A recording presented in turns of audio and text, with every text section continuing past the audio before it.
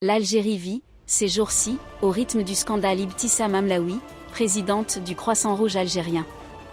Celle que l'on disait protégée par des cercles très influents au sein du pouvoir est désormais la cible d'accusations graves portant sur des faits de torture et d'humiliation.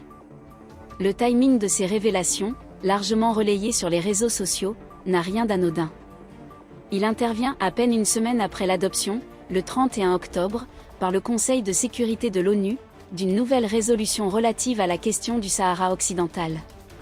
Ce texte a consacré la prééminence du plan d'autonomie marocain, plaçant ainsi le régime algérien dans une position des plus inconfortables, lui qui a fait de l'indépendance du Sahara une pierre angulaire de sa diplomatie depuis des décennies. Pour détourner l'attention de l'opinion publique de ce revers diplomatique, le pouvoir d'Alger semble avoir allumé le contre-feu, Ibtissam Hamlaoui, espérant ainsi étouffer l'incendie politique provoqué par le vote du Conseil de sécurité.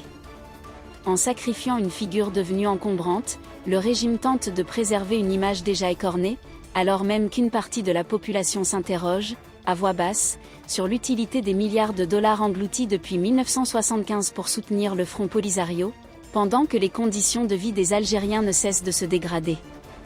Ceux qui attribuent le scandale Hamlaoui à de simples affaires de détournement de fonds du Croissant Rouge algérien ou d'abus de pouvoir participent, peut-être malgré eux, à la campagne orchestrée par le régime.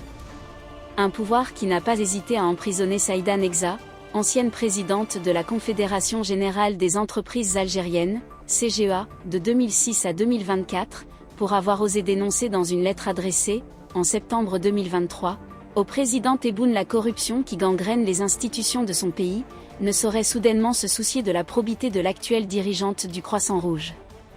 L'ascension fulgurante d'Ibtissam Hamlaoui, autrefois numéro 2 sur la liste du député Bourras, ainsi que ses comportements controversés, avaient déjà été signalés par certains opposants algériens exilés en Europe. Mais ces mises en garde n'ont nullement freiné sa progression auprès de ses puissants protecteurs, jusqu'à ce que ces derniers décident aujourd'hui, pour des raisons d'opportunité politique, de s'en défaire.